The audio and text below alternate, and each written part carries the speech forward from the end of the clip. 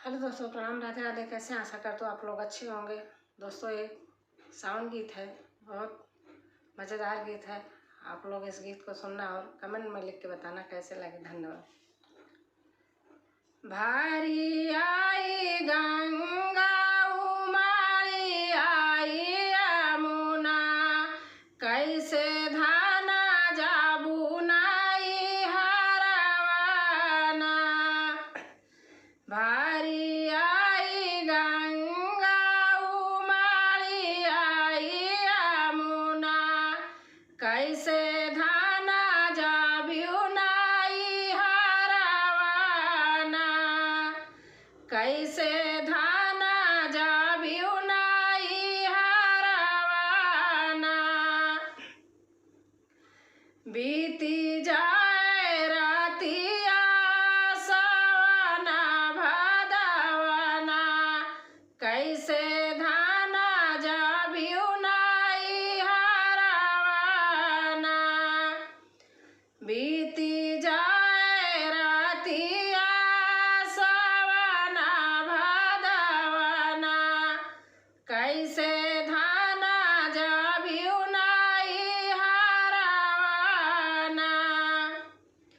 सिकिया कटाई स्वामी नैया बनवा उबाई। सिकिया कटाई स्वामी नैया बनवा उबाई। सिकिया कटाई स्वामी नैया बनवा उबाई। चाली जाबई अपने नाई हरवाना। सिकिया कटाई स्वामी नैया बनवा उबाई। चाली जाबई अपने नाई हरवाना। भारी आई गंगा उमाड़ी आई यमुना, कैसे धाना जाबू नाई हरवाना।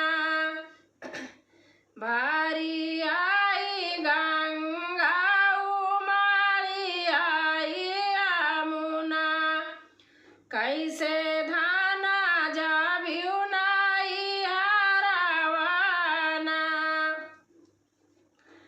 टूटी जाई हाय नाइया ता डूबी जाबू धानिया। टूटी जाई हाय नाइया ता डूबी जाबू धानिया। छूटी जाई हाय नैहरे काना तवाना। टूटी जाई हाय नाइया ता डूबी जाबू धानिया। छूटी जाई हाय नैहरे काना तवाना। टूटी जाई हाय नाइया ता डूबी जाबई स्वामी। टूटी जाई हाय नाइया ता डूबी जाबई स्वामी। पड़ी हाय ससुरारिया से नातवाना। जुड़ी हाय ससुरारिया से नातवाना।